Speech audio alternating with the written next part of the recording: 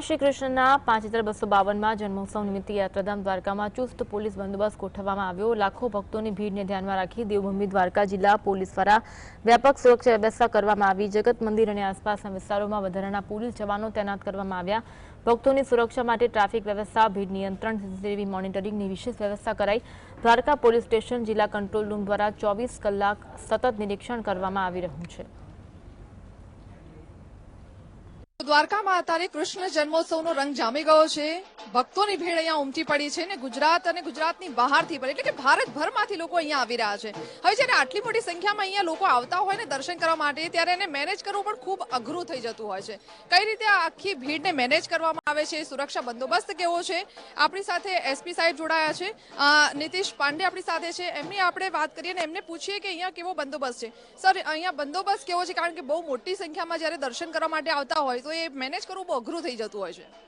અમારા આ વર્ષે જે છે અમારા જિલ્લામાં એક તો દ્વારકાધીશ મંદિર છે દ્વારકા ટાઉનમાં, સાથે સાથે બેટ દ્વારકામાં પણ એક મંદિર છે દ્વારકાધીશનો, તો બંનેની સુરક્ષા છે બહુ અગત્યની છે અમારી।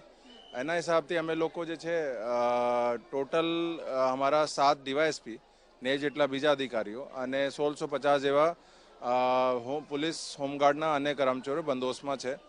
એના હિસાબથી અત્યાર સુધીમાં જે ક્રાઉડ મુવમેન્ટ છે બધું વ્યવસ્થિત અને સ્મૂથલી હાલે છે।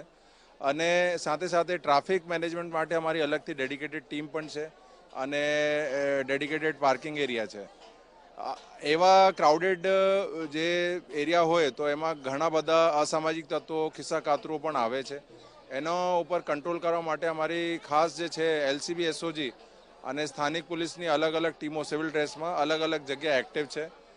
સાથે સાથે બધું એરિયા જે છે મંદિરના આજુબાજુમાં અને ટાઉનનો આ બધા સીસીટીવીના સર્વેલન્સમાં છે અને એના કંટ્રોલ રૂમમાં અમારા પોલીસના 24 કલાક જે છે ચાપતી નજરોથી સર્વેલન્સ છે। ત્યારે હવે ધીરે ધીરે ભીડ વધી રહી છે, તો અત્યાર સુધી એવો કોઈ કિસ્સો સામે આવ્યો છે? કોઈ અસામાજિક તત્વોનો કોઈ ખિસ્સા કાતરોનો કોઈ કિસ્સો સામે આવ્યો છે? અત્યાર સુધીમાં તો આમ બહુ સારું વ્યવસ્થિત ચાલે છે, કોઈ કમ્પ્લેન્ટ આવી નથી। અમારા એમાં શું હતું કે